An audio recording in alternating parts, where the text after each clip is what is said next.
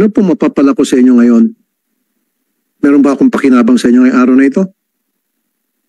Kasi kung wala akong pakinabang, alis na ako. Kasi wala pala akong mapakinabangan sa inyo sa DOH. And hindi ko alam kung anong ginagawa ng DOH tungkol dito.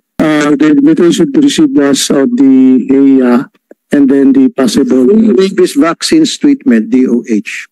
So wag mong pasahin sa, wag mo ako ipasa sa USEC. Anong pangalan niyo po, sir? Lasek Bravo po. Oh, bakit ka naghugas kamay, sir?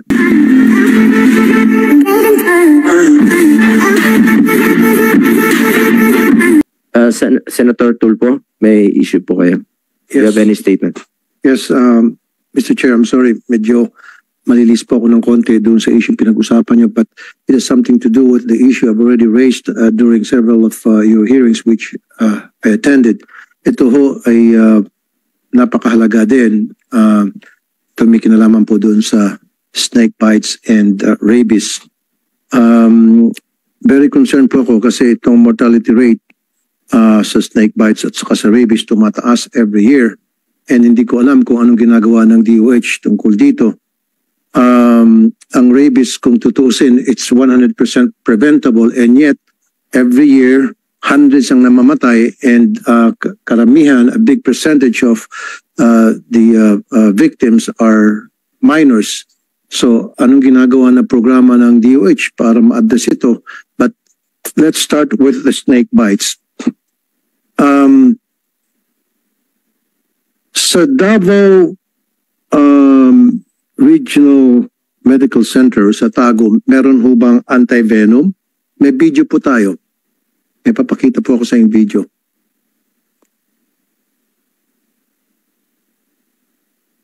That was back back in September 2023. Yung bata nakagat.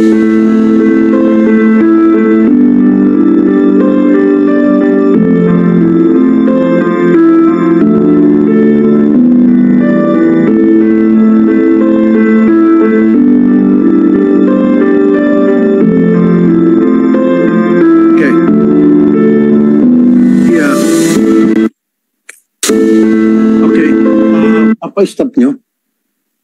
Okay.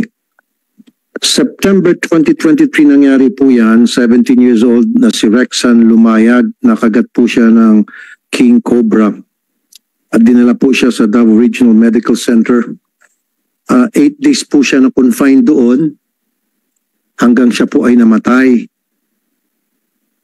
So, meron ho bang Cobra anti-venom sa Davao? Pakisagot lang po DOH, kasi kung meron, sana nabuhay pa yung bata kasi 8 days po siya na confine at naghingalo at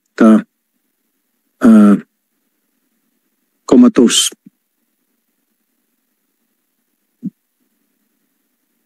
Mr. Chair, we'll just submit a report on this one because the one in charge is RITF that they were not invited in this meeting. Okay. Sino bang nakakaalam kung ano-ano mga lugar ang meron po mga anti-venom? RITF po, Mr. Senator. RITM. They were not invited today. They were not invited today.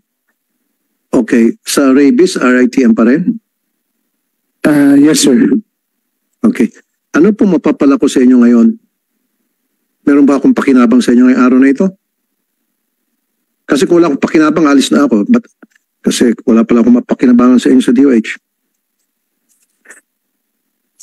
The invitation to receive was of the AIA and then the possible Rabies vaccines treatment, DOH. So wag mong pasahin sa, wag mo ako ipasa sa USEC. Anong pangalan niyo po, sir? Lasek Bravo po. Oh, ito kasama sa RA 9482 Anti-Rabies Act of 2009, DOH free rabies vaccines treatment, o DOH yan. Oh, bakit ka naghugas kamay, sir? Unfortunately, it's only RITF who can answer that, Mr. Chair. Pero nandito sa RA 9482 na DOH ang itinuturo. Alright. So It's under DOH, but under the RITF. O DOH. Sige.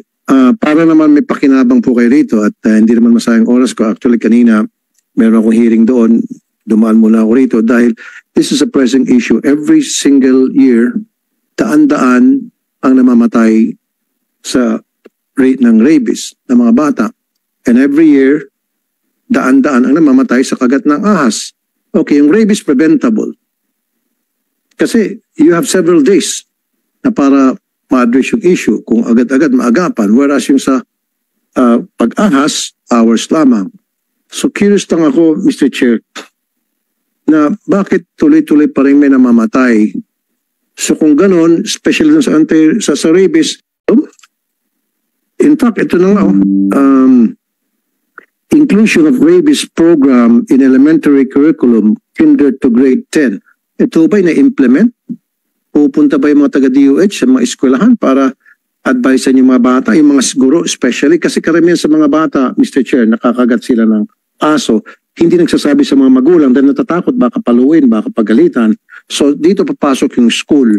So siguro yung school gagawa ng mga programa para mapagsabi yung mga bata na huwag matakot at kapag kayo kinagat ng aso, agad-agad magsumbong kayo sa amin kung hindi kayo makapagsumbong sa mga magulang, then it would have been prevented those fatalities na umaabot by the hundreds, Mr. Chair. And nakakasakit dahil mga bata to na this could have been prevented kung maaga pa yung ating mga otoridad. Kasama na rin yung DOH. Na kung ituturo nyo ko sa RITM, dapat meron kayong close coordination sa RITM para ma-ensure next time, wala na talagang dapat batang mamatay.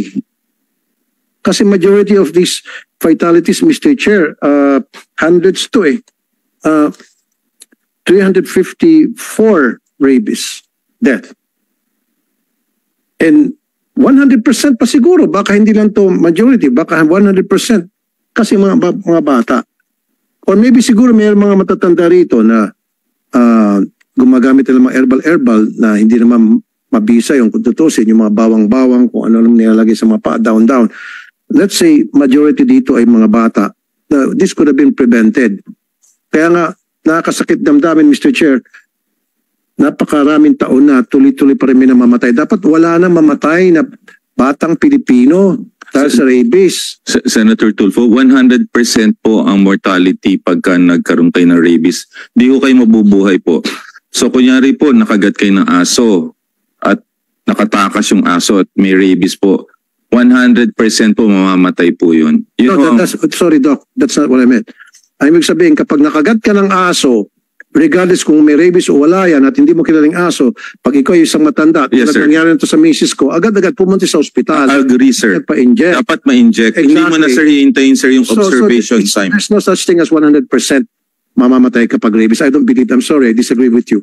Sir, tama po kayo, sir. Sorry, Doc. Opo. Preventable ang rabies. Doc, excuse me. Excuse me, Doc. Preventable ang rabies. Preventable yan. Kapag nakagat ka at may rabies yun, pumunta ka agad sa ospital, nagpa-inject ka, masasave ka. That's what I meant. Right?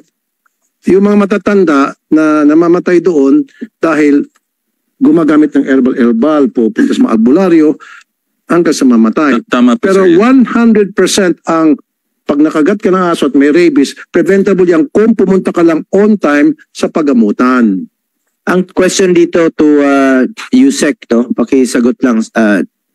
Though sabi nyo iba ang RITM, but it is still under the Department of Health. Pakisagot lang po yung tanong ni Senator Tulfo. Ako, taga Davao rin po ako. Yung Davao Regional Hospital sa Tagum po yun. It's a DOH hospital. Dapat po kumpleto yung pasilidad nila. At ito yung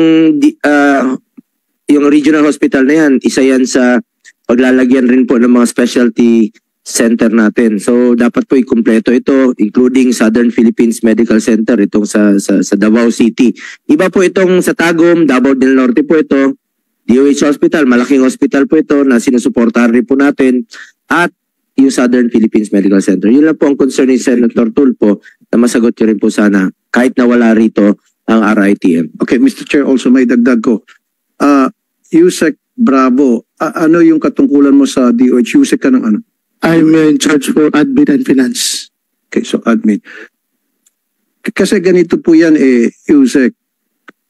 Every year, may namamatay dahil sa rabies. May namamatay dahil sa nakagat ng ahas.